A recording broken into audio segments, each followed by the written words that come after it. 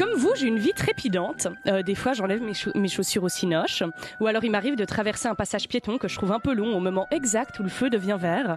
Trépidante, donc, mais les temps sont durs. Et je refuse de vous parler de sujets aussi trivial quand une actu coup de poing est complètement passée à côté de nos radars. Valérie, aujourd'hui je suis pas d'humeur à rire, parce que voyez plutôt ce qui s'est passé dans le 1930 ce week-end, dans l'indifférence mondiale la plus totale.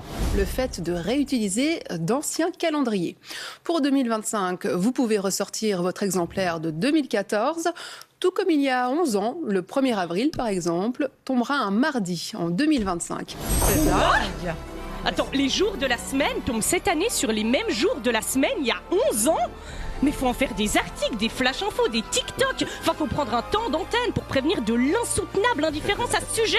Et alors à ce propos, je déclare ce lundi 13 janvier 2025 la journée mondiale de... Ah bah non, en fait, c'est vraiment pas ouf. Alors bon, ok, ça fait un petit moment qu'on adore la deuxième main. Même Elon Musk recycle des idées d'enfants sous coke pour en faire des tweets. Mais à un moment, certaines choses ne méritent pas une deuxième vie. Genre une paire de birks avec l'empreinte suante du pied de l'ancien propriétaire dedans, un tampon, un ex, ou encore, un calendrier de 2014. Parce que franchement, qu'est-ce que tu veux faire d'un calendrier où il est noté sous le 16 mars, regardez le zap de spion, et sous le 22 juin, faire un Ice Bucket Challenge. Moi, je me dis, quitte à avoir le même calendrier, autant revivre la même année au complet. Parce que moi, en 2014, j'avais 14 ans. Oh. Et pouvoir faire un flashback dans cette époque où Trump était encore pour moi que ce mec qui fait une apparition furtive dans Maman, j'ai raté l'avion, et où tout au monde n'était pas encore devenu un podcast en dev perso, me fait assez envie. Alors c'est parti. Septembre 2014, j'enfile mon leggings Galaxy, mes Shambhala, mon t-shirt imprimé de la citation Keep calm and carry on. Je prends une mèche de mes cheveux colorés en tie and dye pour la mettre sur le côté de mon visage de manière à cacher un œil. Ouais, je me sens un petit peu tourmentée depuis que la chanson Papa Outé de Stromae a résonné en moi d'une manière que je veux même pas vous expliquer. Je prends mon Samsung Galaxy S4, mes Hugs, mon sac Longchamp trop petit pour contenir mes classeurs de cours. Alors je les garde sous mon bras, ça me fait des courbatures d'enfer, mais j'ai l'air si cool et détaché. Je pars pour le collège. Dans le bus, j'écoute Happy de Pharrell Williams avec mes écouteurs filaires sur mon iPod Touch. Il n'a même pas de caméra frontale. Mes selfies, je les fais le bras tendu en tournant l'écran et après je prends un malin plaisir à les modifier en ajoutant un filtre sépia sur l'appli Retrica. Pendant les cours, j'écoute pas. Je suis trop occupée à regarder en douce les vines de Nash Grayer et Jérôme Jarre. Ils sont tellement beaux. À la pause, on compare nos scores sur Flappy Bird. Avant de parler de la dernière vidéo de Cyprien, il y a Stella qui débarque. Je suis méga jalouse d'elle. Elle porte super bien sa chemise à carreaux oversize sur son top.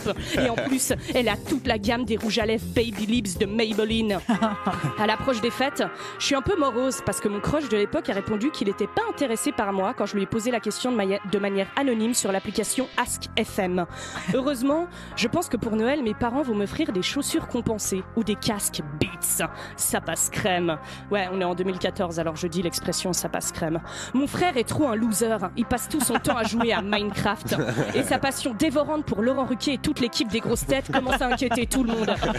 Alors oui, là, ça n'a aucun rapport avec 2014, mais vu qu'il est en face de moi, je voulais saisir l'occasion pour lui dire que on a été vraiment inquiétés.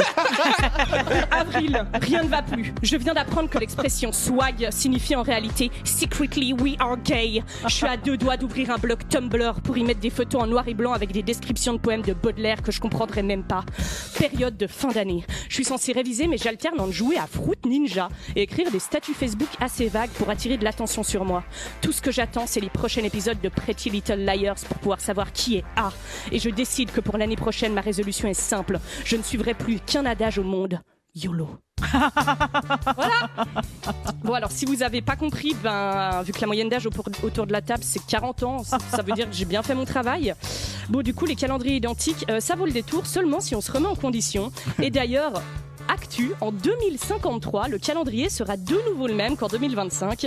Alors je vous donne rendez-vous dans 28 ans pour revivre tous ensemble cette journée où j'avais regardé le meilleur flash info du 1930 de ma vie. Inch'Allah.